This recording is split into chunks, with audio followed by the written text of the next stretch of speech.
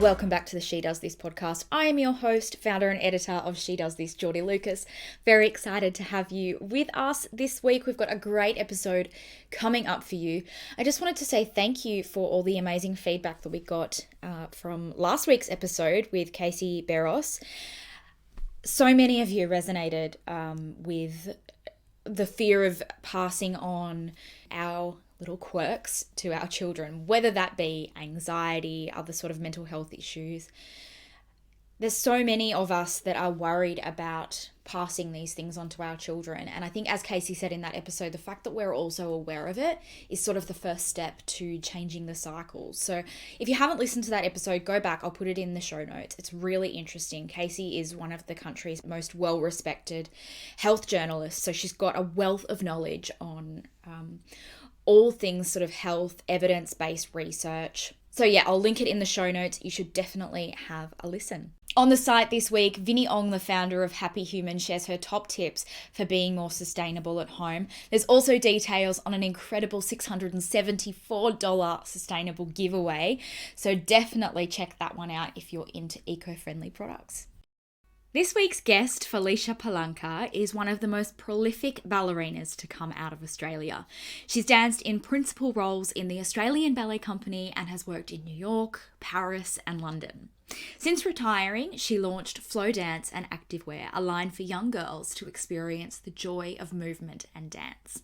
We talk all about her career, her gripe with Natalie Portman's portrayal in Black Swan, and how she scaled her business. Here's my chat with Felicia. Thank you so much for joining us. I'm very excited to hear all about your incredible career as a ballerina and what you've gone on to do since then. We were just talking before about COVID and how it's affected your business. How has it affected Flow? I'd say with the business, it was more like I wanted to make sure everyone in the staff was comfortable. That was the main point, and everyone felt that they would always have contact, but then they could tend to what was going on. So first few weeks of it were pretty tricky. Yeah. But I have to say, as far as, sales and for the children's wear, it went really well.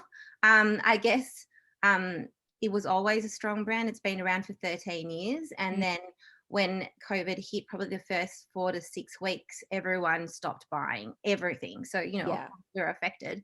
And definitely the staff and I, was horrific for us in Melbourne.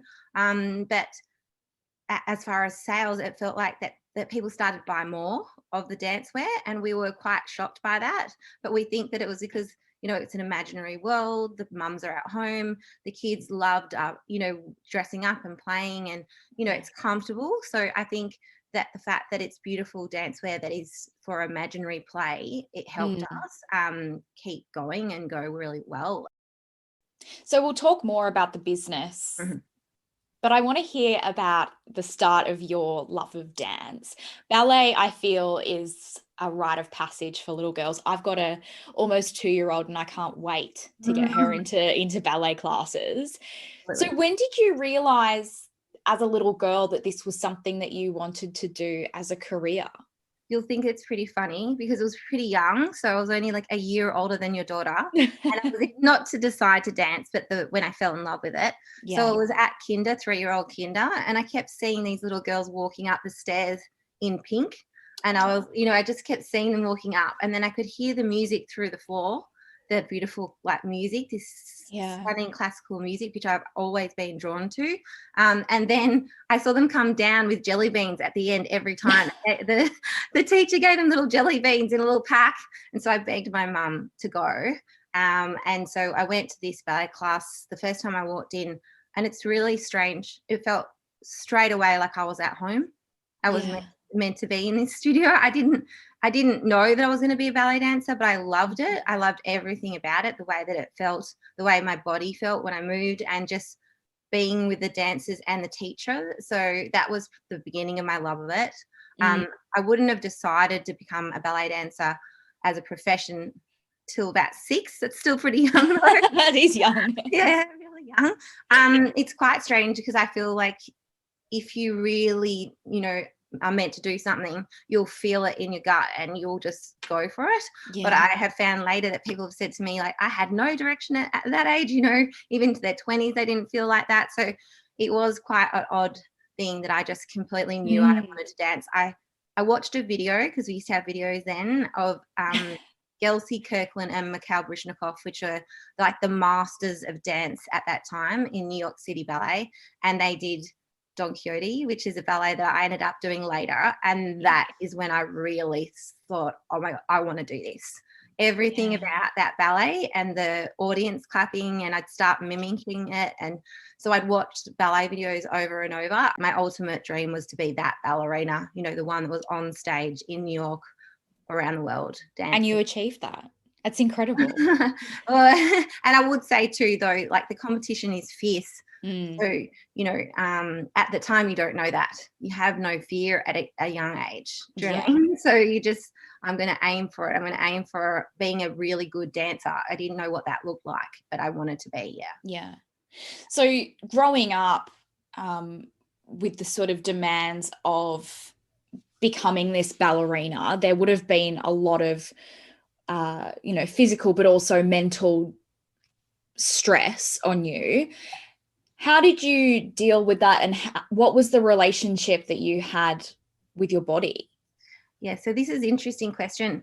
I didn't feel like I had a strange relationship with the body part, because I wasn't naturally a fit person, but I don't think you could actually be worried about your body when you're doing the amount of hours we did. So, obviously 6, 7, and 8, you're not even thinking about it. Around 9, 10, 11, you're increasing your exercise for dance could be up to 25 hours a week. Yeah. By the time you're full time, it can be more than that, maybe 50. You're schooling plus you're dancing. And when I got to Australian Ballet School, I was doing 13 hours, 5 days a week. By the time I got to Australian Ballet, I was doing 7 shows a week, 250 shows a year. So there is no way for me to have put on weight.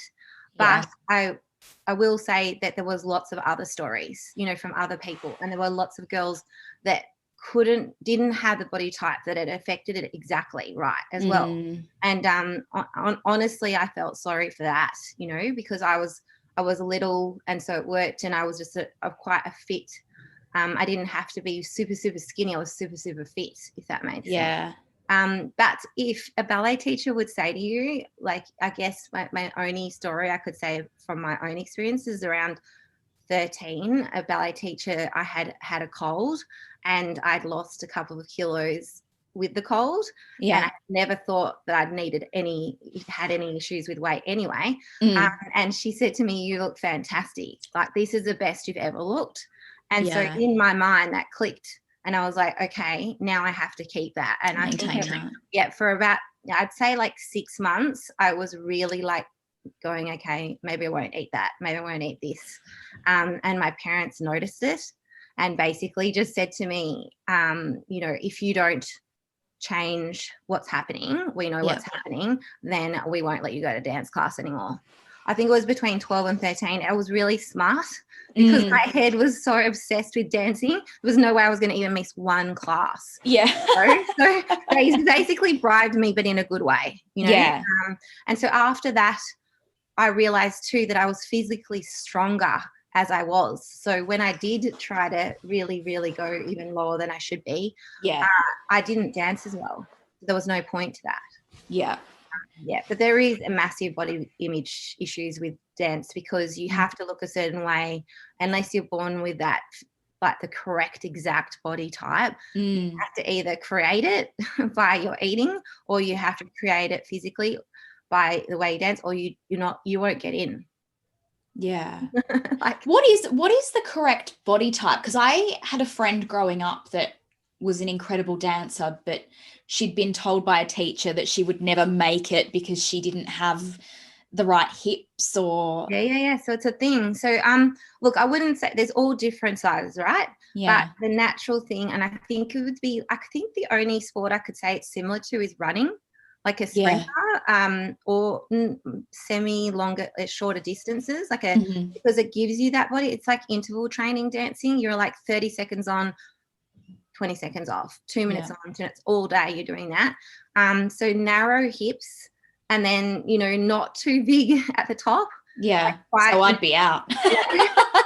You know, no, really, but no, maybe the thing is you don't even know, because if you did 13 hours of dance, your body changes so much that like so many parts of you change because of it. You know, I used to joke about how, quite honestly, it's like I danced my boobs off. Because I had boobs when I was 12, you know, like everyone. And by the time I got to full time, they were gone. And it was because, you know, like, and that's what runners say too. Like if they have to run a lot, their boobs, like it's just a body fat place that goes away, you know. So and you know, you have to wear unitards that are white, and then you have to wear tutus that are, you know, and you've got downlight on you, and you're watching yourself in the mirror all day. So I was more fixated on getting my technique perfect. Whereas like it would have been horrific if you were worrying about your weight and you were just seeing that every day. A lot of people dropped out because of that. Absolutely. I can imagine, because that would just be, it would have been double the stress. Double the stress. Yeah. But once you become a professional, you already know I've made it to here. So I physically look right. So then you just are maintaining it, really. And not by food. Like I didn't have to do that. Others definitely did. It was just not enough time to eat enough food. We ate twice a day and I ate what I wanted. Yeah, because you're working it off anyway. Yeah, like I have this strange story that everyone laughs about, that after a show I would have a whole block of dairy milk chocolate in a mug, melt it in the microwave, dip a banana and eat it. Oh my God. So that is strange. Yeah.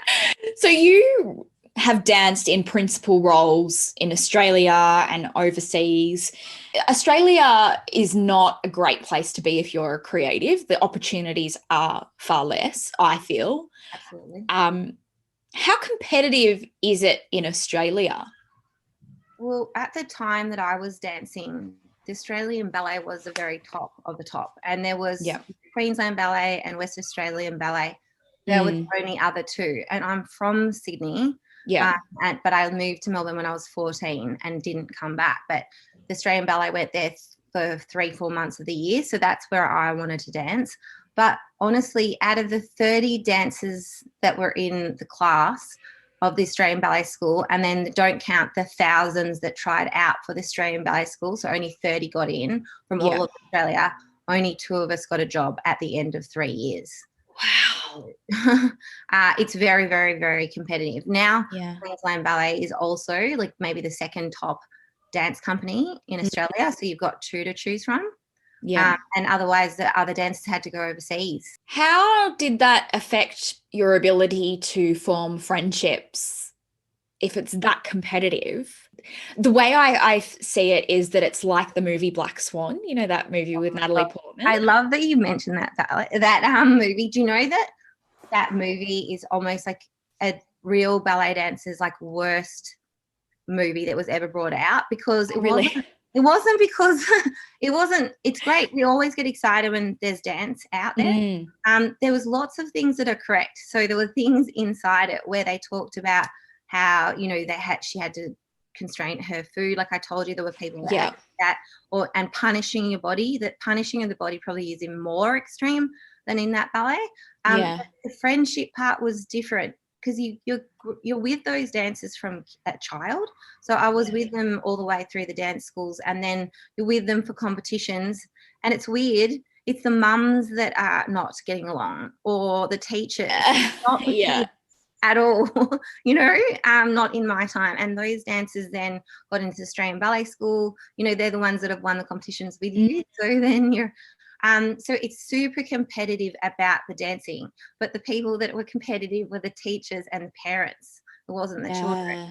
And then obviously, I mean, you're so hungry for it. Your focus is tunnel vision. You have to be extremely ambitious to do it, or believe in your talent a lot. So you can be humble and believe in your talent, obviously. But yeah, you are not going in there to make friends. But you end up going and meeting so many people that feel the same way about dance as you. And when I got into the Australian Ballet, I definitely picked people that were grounded and that would help uplift me. Yeah. Sorry, going back to the Black Swan thing though, the thing that everyone got upset with, which people wouldn't know, is that Natalie Portman said that she danced for a year and that's how she was able to dance on that. She never danced one step.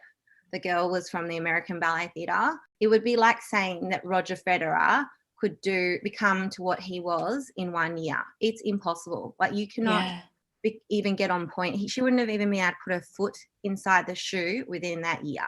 So she only used her upper body.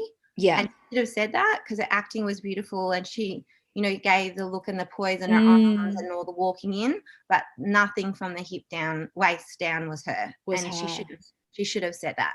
And she didn't. And so it caused a mass, and she should have thanked the dancer who was a body double for the whole time. Wow. Yeah. So I hope that people don't think that that's all it takes, because she did a couple of dance classes in a, you know, when she was younger, like, you know how you said your friend did? She didn't even do what your friend did, you know, like dance till 12. She just took a couple of ballet classes when she was younger. She never, you know, if someone maybe went to all the way to 13, 14 and then stopped there and then made the movie around 15, 16, so she still couldn't have looked like that. That is a principle of, you know, American Ballet Theatre. Yeah. Yeah.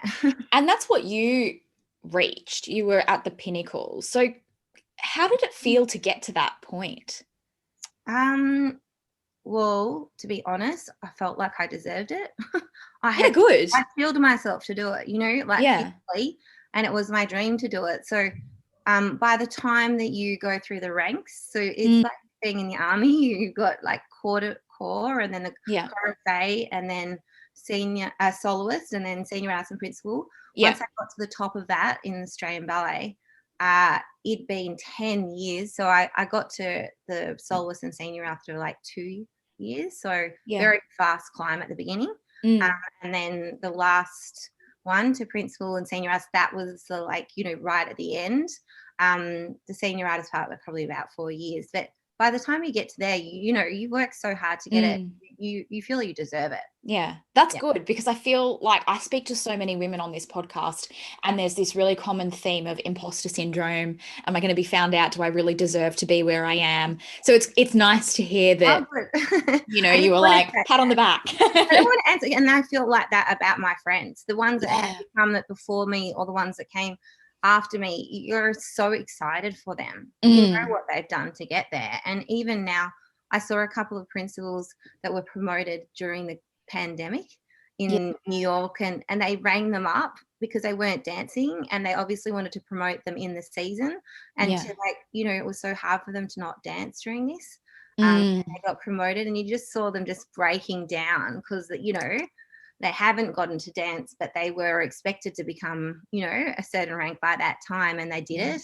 So yeah, it's always amazing to see someone make it. Yeah. Yeah, absolutely. So tell me about the decision to walk away and to retire as a ballerina. So strange, because it was as fast as it was that I made my decision to dance. I guess, like I told you, because it was so grueling physically and because your focus is just zeroed in, I only had Sunday off for 10 years in Australian Ballet. So you had no life outside of the ballet. And everything was about getting ready for the show. So, you know, even if you couldn't really have a normal life, not like a normal life at all. It's changed now, but it wasn't. You couldn't have children. You were not able to go on maternity leave and come back. They just, once you were done, you were done. You couldn't come back with children just because of the hours. Now they changed it, and they've also let nannies come in for the babysitting and help, so that they want you to dance longer. Where at my stage, you didn't. So I was ready. I made this decision after I got principal in Munich Ballet, and I was there for about 2 years. I said to myself, I think I want to know what life is. Like, I would like to go to a city and not to be inside the theatre all day, you know, you know, and rehearsals. So yeah, it wasn't that I lost my love of it. I still absolutely loved it. And it took quite a few years to get over the fact that I wasn't a dancer, because that was my identity for the entire time. Yeah. So you walk away from ballet. Tell me about the business that you started, Flow Dancewear. Well, in between becoming the finishing of the dancing and during the dancing, I was an ambassador with a big dancewear company, and I used to test product, and I was always fascinated by the costume department because we had so many stunning costumes made on us. So I did spend a lot of time down there. So I think I felt I wanted to do something in design, and then I did become a designer for that dancewear company in America for the 2 years after I stopped dancing. And then I came back to have my daughter, and probably a year into it, I started thinking about what kind of thing I'd like to do next. And I literally just took a photo of my daughter lying on the floor with the tutus all around her. And the picture ended up being like the inspiration for the whole thing, and of like dreaming of being a ballerina. So many women and children, who have dreamed of being a ballerina. It's like, a boy dreaming of being a policeman or a footballer or, so that was my first image. And second was the accessibility, the price of clothing for dancewear, and being a dancer at all, I had to win multiple scholarships to do it. Also, make sure the fabrics are really beautiful and easy to wash for the parent. Yeah. So tell me about then scaling the business, because you've expanded exponentially and you're in stores like Macy's, on the Iconic. How have you sort of taken it from that first, inspiration photo of your child to where you are now? Well, I had such a great reaction from just showing that picture. So I was lucky enough to get into 150 stores when I showed some agents, just ma and pa stores in that first year. And I had worked with a manufacturer before, so I knew the manufacturing process. But I had this wonderful friend, and I still do, and she's still in my company, Kate Lally, and she had come from Russell Athletics, and I got introduced to her by my husband, and he said maybe she can help you. We met, and she was like the side of my brain that I didn't have, she had a background in the commerce and law, and but she'd been in branding as well, and she'd worked with an athletics company. So together we forged the company and really just went one step by step. Maya and then David Jones came to us, and then we went to seek Iconic, and they loved it.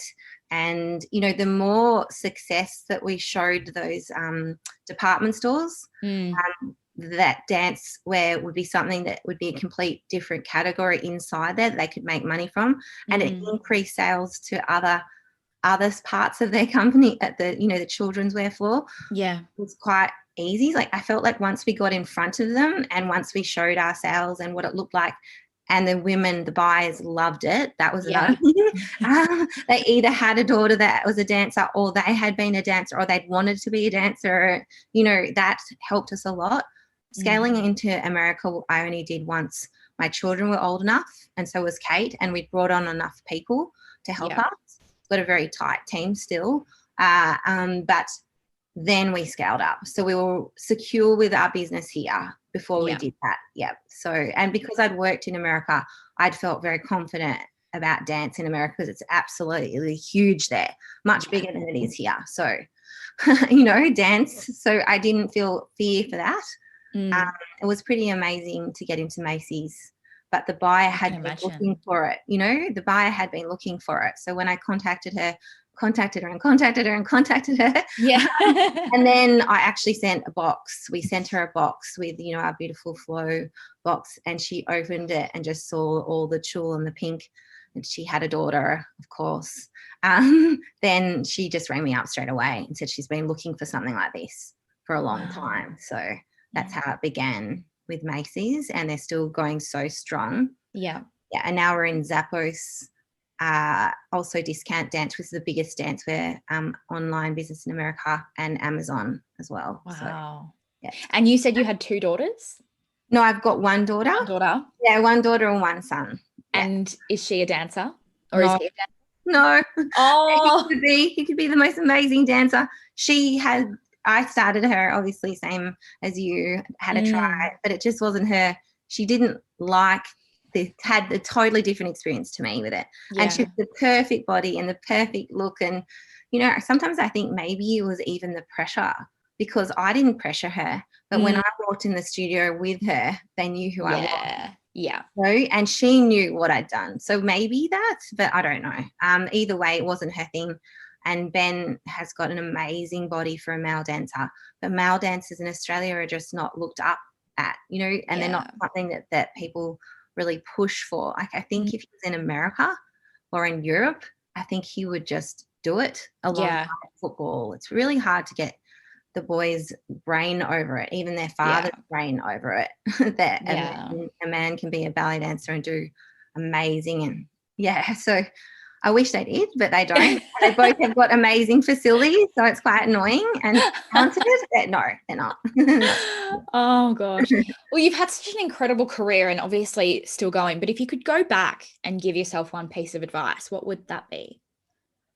I think I would say to myself, don't fear that you won't learn along the way. So even if because I had to take a lot of risk, like financially and just personally, and probably every second day I questioned whether I was doing the right thing. Should I just be working for someone? Should I have just done part-time this? Like certain things that I would ask myself, why did I pick my own my own business? Like, why did I do that? I would say possibly you're going to make it in the end. It's going to be really hard and it's going to be up and downs. But like, believe in yourself and ask lots of people questions. And because I didn't know that I could do that. It took me a while to ask, different people's help. And I did do that, ask some questions about how to do my business. And that was massively integral. So probably believe in yourself that you're going to do it. Also, doesn't matter if you don't. And you're going to learn so much along the way that you'll be an asset to a different field anyway. Yeah. Amazing. Felicia, thank you so much for joining us. And I can't wait to get my little girl in a little flow. Oh my God. Please let me send her something. Oh, of course. You can. Just tell me the size and ask for a box. Thanks for having me. Thank you so much. Thank you so much for listening to this week's episode of She Does This. If you have loved this episode, please rate, review, and subscribe wherever you listen to your podcasts. Share this episode with a friend, and we will be back in your ears next week.